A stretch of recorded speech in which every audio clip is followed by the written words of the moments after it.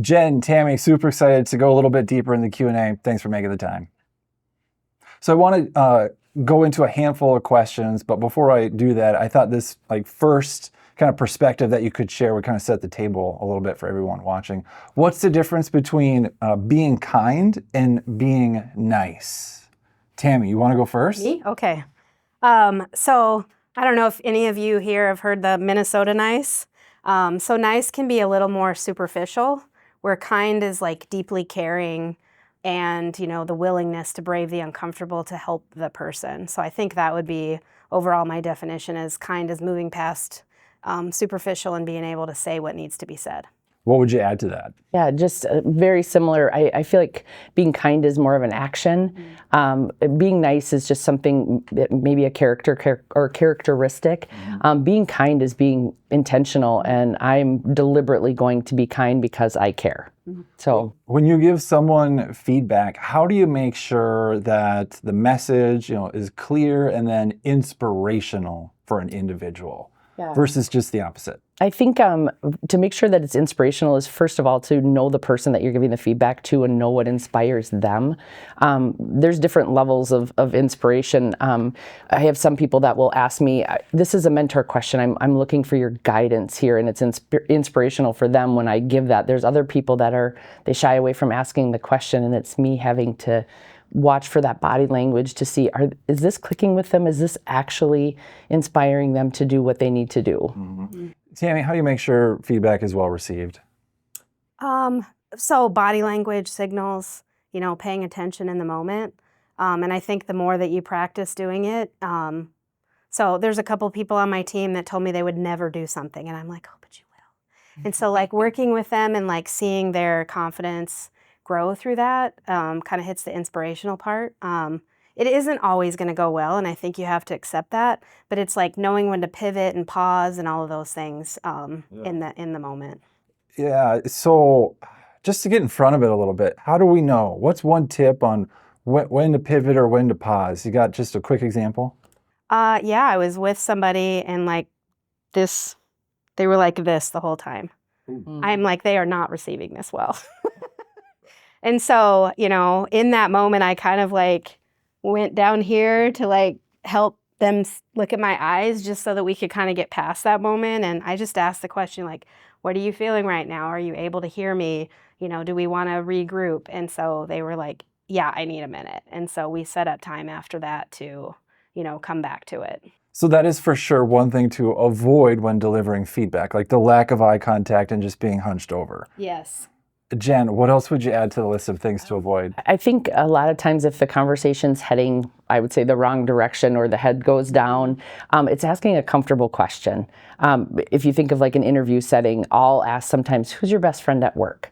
Do you like to cook? Ask a comfortable question, a place where, something that's slightly unexpected, but that they can just rattle off really quickly, and it'll get them back into. You ask about who your best friend at work is, you're generally going to, oh, it's so-and-so, and tell me why. And now we're in a comfortable place again, and I'm honest about why I asked the question. Hey, I just needed to get you out of that place for a second so that we can have a more productive conversation. Nice. Anything else you'd add to the list of things to avoid?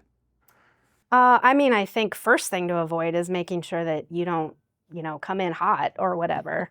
So I had to learn a lot of that is how do I get past my own, emotional state that I'm in, because I'm going to be the one that, is guiding the conversation. So, you got to know yourself and where you're at. So don't come in hot, and make sure that you're taking the other person into account. Yeah, make sure you got that level head, you're thinking straight. Mm-hmm. You both talked about this next one in your presentation. Make sure that the feedback is specific and timely. Mm-hmm. How do you do that? What's that look like or sound like? We use the traction model, so that makes it a lot easier because it's weekly one-on-ones. If you think of outside of just my direct reports or other people, either in my personal or my professional life, I think the timeliness piece of it is first making sure that you're not angry or coming in hot and you're in a good headspace about it, but you shouldn't wait on it, and you need to be purposeful about it. Generally, if you wait, it's not going to happen, especially when it's outside of just your direct reports where you're having weekly one-on-ones or structured and formal meetings on a regular basis. So it's being intentional with it and just saying, hey, you know what, I'm in the habit of giving feedback right away. Yeah, I had one individual say, well, hey, I'm getting this feedback that I'm lazy. People think I'm lazy. So it's like, well, what behaviors exactly is that are contributing to that? And then it was like, oh, well, I'm not getting back to people on Teams. And so I thought, let's talk about getting back to people on Teams in a timely fashion. Let's just set a goal, get back to people within 10 minutes. Sure. Do that, and then let's go back and do another check to see if people think you're lazy. Sure enough, it was a behavior modification, slight, and then it contributed to things getting a little bit better. Yeah. Anything else, Tammy, that you think you would add to the list of feedback to make sure that it's specific and timely? I mean, I think, even in that phrase of like, I'm getting feedback that I'm lazy, it's like, I encourage people not to use words like that because that feels more personal. And it's like, I have no idea what that means. I don't feel lazy. And so specific is calling out, the behaviors of, I'm feeling like you're not following through on things because in these instances, I didn't get a follow-up from you. Or when I asked you a question, you didn't answer, or you went past the timeline. And so I think they're not going to hear specific if we lead with words like lazy or you don't care or whatever the case may be there. Yeah, it makes it personal. It's almost like I'm being attacked. It's like, what is going on here versus observable behavior that could be modified. Okay, so let's switch gears a little bit. Can you both tell me about a time where you have felt or just gone through reservations? Like the feedback isn't something that you want to like listen to or learn from. And what is it about maybe you where you just haven't maybe absorbed the feedback? Kind of like what we were just talking about, but drilling down into that a little bit. Jen, would you go first? Or Tammy? Yeah, I can. I think the first one is if I don't trust that person. I can be very closed off to feedback from people that I think I can't trust or I question their intent. I'm a greater good kind of person. So is the feedback really truly directed at me, about me, or is there a problem somewhere else? So it's about that trust and the words that are coming out of their mouth. I think other times, sometimes if you're a high performer, it's hard to hear that you're in a lull. I kind of recently I'd shared some changes in our company and going into some new product development areas, which was new for me. And so when you think of like that A, B, C, D player, I'm typically an A player. But when I go into something new, or if the company grows really fast or something happens, I sometimes become a B player for a little bit because I'm just getting into it. And that's hard. And when you're a high performer and you're in that B spot, for whatever reason, it's hard to hear that because I don't want to be there. So I think those are challenging times, and you have to really be really purposeful about receiving that feedback and saying, yep, this is a season, this is a moment, and it's something that I can overcome. That's good. Tammy, what about you? What prevents you from really listening and learning? I would say, I've worked hard on this because early on, it really was kind of that lack of emotional maturity. I was, A student, 4.0 GPA, blah, all that stuff, that it's like, I don't need feedback because I'm good, right? So when people would, I know, when people would give me things, it was like, if I wasn't in the right frame of mind or I didn't see it, then I would just blow it off. And so when I did my master's degree, it kind of forced me into this mode of self-awareness because I had to do a 360 in all these evaluations.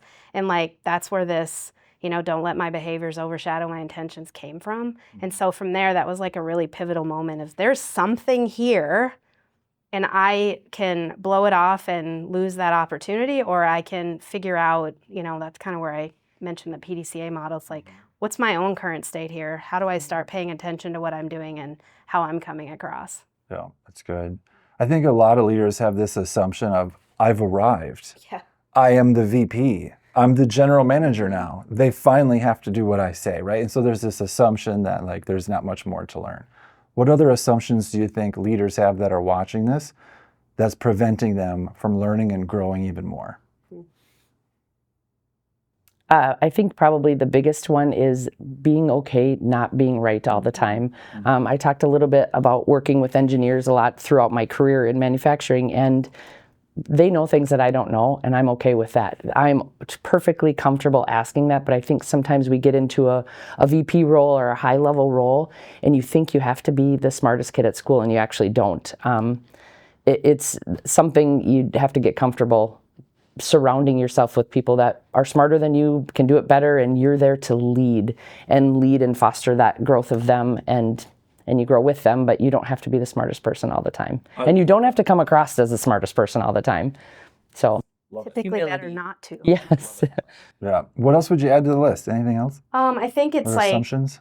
probably a tie to that, but it doesn't break your credibility not to know everything, and to like, again, the more that you can show that you can receive feedback and take it and do something with it. I mean, you're just the one who is taking and making the culture of, active feedback.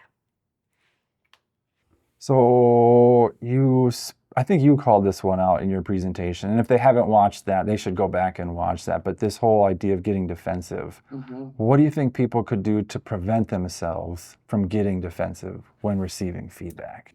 I think a lot of it comes from, just that personal emotional maturity, that, being okay, being in a trusting environment. And I think, we as leaders try to make it as comfortable as possible and build that trust. But there are times when it's just hard to hear.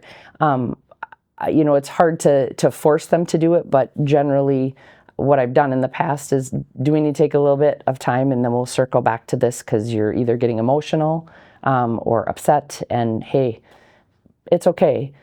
But generally, once they've had the opportunity to stop and process, and I talked a little bit about that in the presentation, just even when I'm receiving feedback and I'm not in a great spot to receive it right now for whatever reason, just choosing to stay quiet for a little bit and then processing it and coming back and coaching them to do those things. But actually, as the leader or as the giver of the feedback, giving them that option to take a step away and come back, and we'll talk about it again. Yeah. So the pause, so you can absorb it, or so they can, whoever needs to receive it. If people get really emotional or upset, they actually can't hear you anymore anyways. So it doesn't do any good for either party to continue to force it. Yeah. What is it? That frontal cortex just shuts down, right? Like, this ain't happening, literally. Yeah. Anything you'd add to No, that? I just think it's important to know that people are going to get defensive. So you can try to create the environment, and I think what you said about, like, it's okay to have the feelings. It's okay to be defensive. Like, it's just part of our fight or flight mode. But it's just, how do you help them navigate through that? And then for you not to get defensive over their defensiveness, because that can just kind of create that cycle that's hard to get out of. So Yeah, escalation, right? You want to de-escalate. Right. Well, this is great. I really appreciate both of you carving out the time to present this month and go even deeper into our topic on giving and receiving feedback. So thank you. Thank you. Thank you.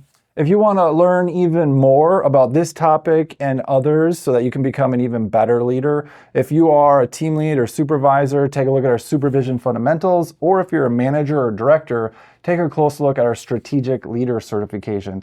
You'll take these real-world examples, build on them, and then access to training to help you reach the next level. Just fill out that form below and we'll send you more information. Thanks for watching. We'll see you next month.